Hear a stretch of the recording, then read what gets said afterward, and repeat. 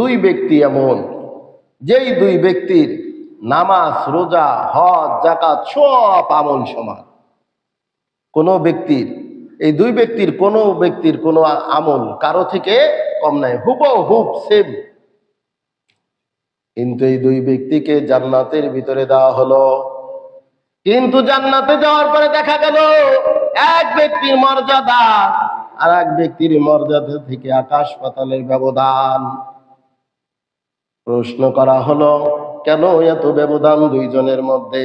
যেহেতু দুইজনের নামাজ, রোজা, হজ, যাকাত প্রত্যেকটা আমল এক, এরপরও কেন এত ভিন্ন?